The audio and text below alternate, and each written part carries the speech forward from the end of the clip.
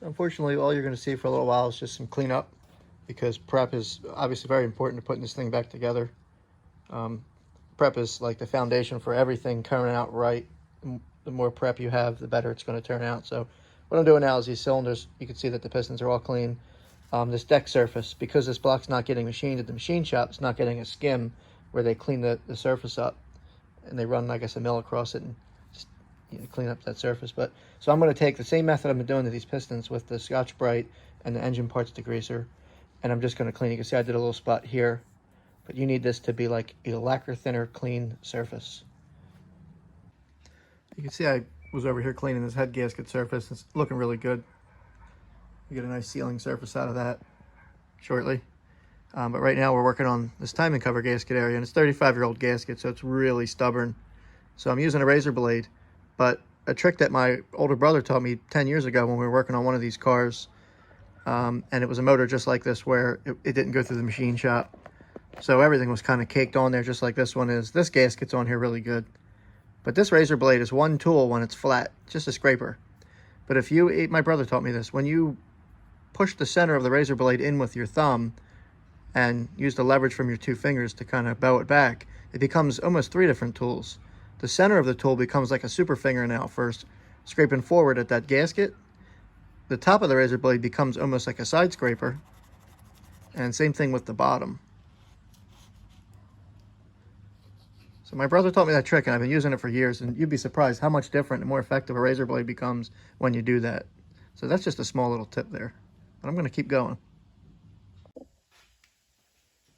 Here's another small thing I do. When I have all these bolts that have had previous gaskets in them, and sealant and grease and oil and stuff, I bought a little of kit, which is, you can see it, it's a thread cleaning tool. It's not a chaser or a tap or a dye or anything like that.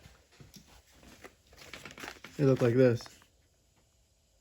These are all standard sizes. Someday I'm going to get the metric ones too, which I haven't got, but I think these were like $25, maybe less, from Summit, and I've had them for many, many years, and I've cleaned so many head gasket holes before installation with them.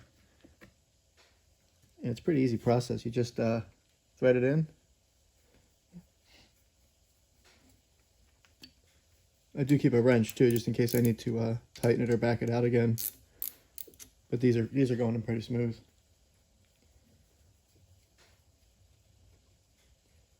And when you back this out, it just brings all the crap out with it. You can see it's, cleans that hole a little bit. This one's not too bad, but I'll probably do it a couple times. And yeah, it takes a while and it's tedious to do every single hole 2-3 times, but is the difference whether something seals nice or creates a problem for you in the future. That's just another small tip you can do to clean up this thing and prepare it for the next install of hardware.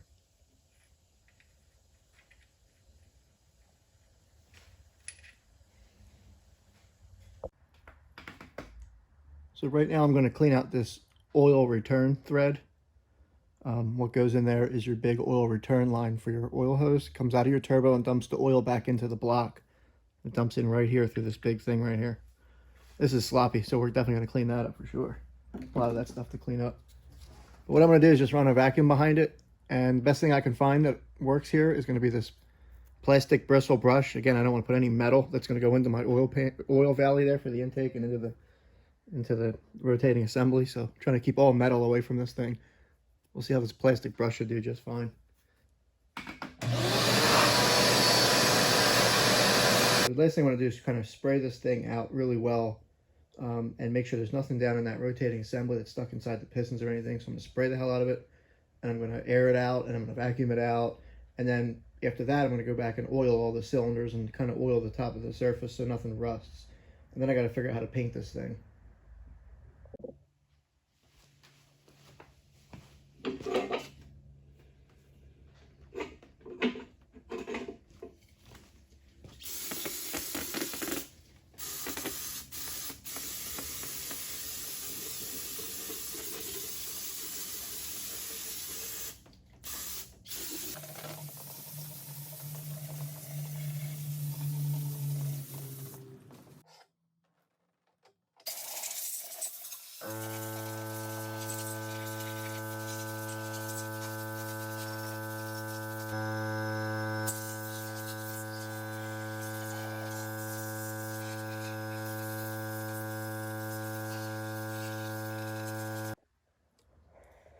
So I sprayed this whole motor down. I'm just giving you bits and pieces of what's happening. I turned it upside down, sprayed the whole thing in and out like you saw. Oiled it all down with WD-40 and some oil. The deck surface is clean. So I went inside these cylinder walls because with it exposed, they start to get a little, not rusty, but a little bit of surface stuff on them. So I go in there and clean those up with lacquer thinner and my Scotch-Brite and then oil them down really good. So I'm going to turn the motor over and do this one and one on the other side. And then I should be able to tape this head up to get ready to paint this thing. Okay, so I got this motor all stripped, all done, all clean. Cylinders are all done, heads are all done. We keep moving forward here. And I'm ready to paint it. And normally I would just spray paint these. Every other motor I've ever done, I just spray painted them. And who knows, I might end up doing that anyway. But for now, I kind of have a different plan for this one. I'm in a situation where I'm in my garage and my car's right here and it's 9 o'clock at night and dark out and cold out. So I'm not dragging this thing out to the driveway and spray painting it. And I don't feel like waiting until tomorrow. I could just cover this car up and spray paint it in here over this Harbor Freight $7 tarp. By the way, this is a great deal. Harbor Freight, $7.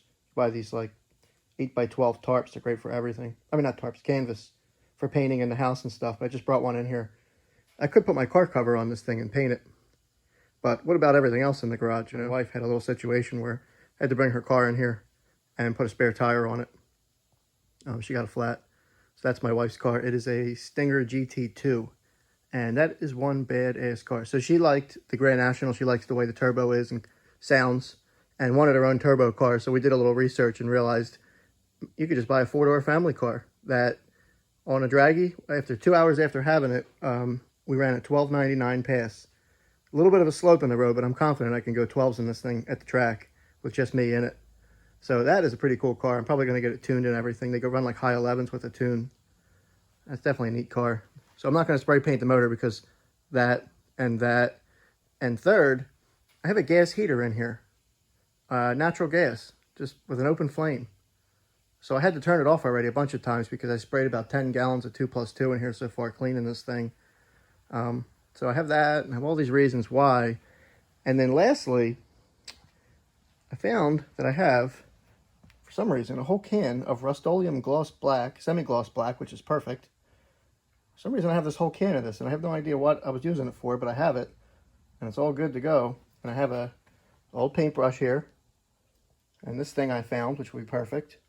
So I'm going to use lacquer thinner and clean this block off with the lacquer thinner.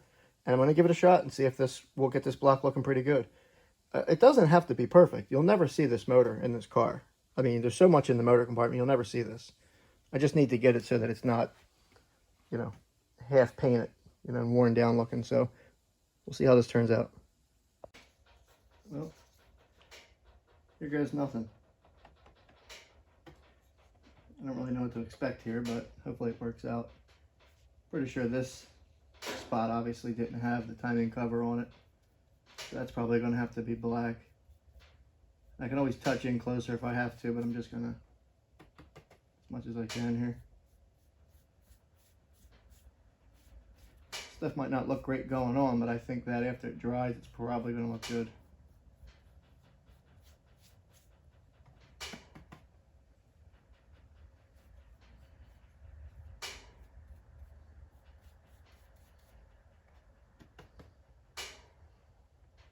And I have a rag with lacquer thinner here, just in case I get it on any surface that I don't want it on.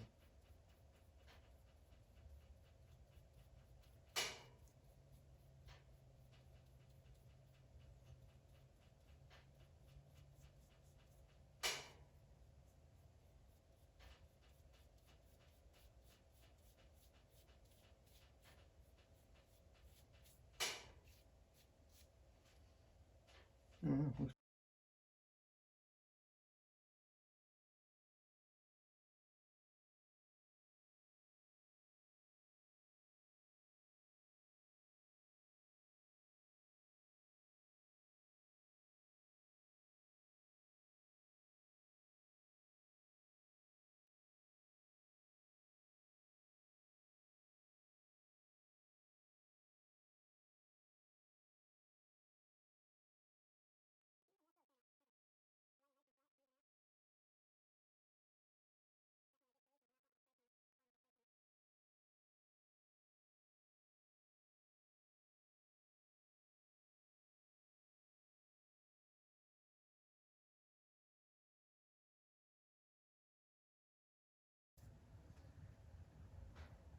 Hopefully the camera gives you an idea, but that looks like perfection. And honestly looks, I think, better than spray paint. And I should have taped up some of these surfaces and kind of tried, but there was a little bit of oil on the head gasket surfaces, so it didn't tape well. But a little bit of lacquer thinner on a rag will take it right off. No problem.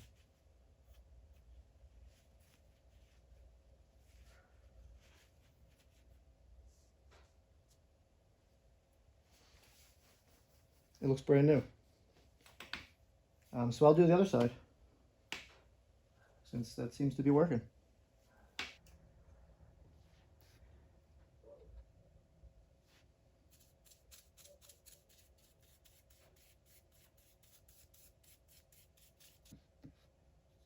I did the torque converter transmission tech support thing for years. And now I work for a company that does all custom supercharger kits for Lexus V8s. So there's a Lexus out there called the ISF, the RCF, and the GSF. They also do them for the 6-cylinders as well. So there's IS 350s and stuff like that. And they do custom supercharger kits with a company called Rotrex, which does planetary driven superchargers, real small and compact, so they put them on import cars because they can fit in the little motors and the little engine compartments. We also do supercharger kits with ProCharger for the Porsche 911 non-aspirated flat 6, which is an 8,000 RPM flat 6 screaming engine. And we put ProChargers on them, and they pick up like 200 wheel horsepower. And then guys use them on track day out at those road tracks. And then they compete, you know, with McLarens and Z06s and things like that. So that's what I do. I sell that stuff. I sell ProChargers and supercharger kits for V8 Lexuses and stuff. Brake kits and suspension kits too, things like that. But again, I'm not a mechanic. I don't turn wrenches. Never have. This is it. I mean, this motor looks brand new. Looks good. We'll lacquer thinner the tops here. Here it is finished. The paint came out good. It's a couple hours later. You can see all my head surfaces and pistons are cleaned up. Piston walls are oiled. Blocks painted nice. After this, we have to go and clean up the rest of the parts. The timing cover is just an absolute mess. Oil pan's a total mess. And hopefully we'll have some parts in here pretty soon to put this thing together. The timing cover, I'm waiting on a set of Rollmaster timing set from Full Throttle. So that should be here shortly, so I can put the cam in and degree the cam. So that'll be a video. And then the head gaskets and the oil pan gasket are on back order for at least 4 weeks. So there'll be some other things going on while I'm waiting for that. And here's a preview of the timing cover. Which is an absolute disgusting mess. So this will be fun. Stay tuned. If you have interest, keep watching. It's only getting better.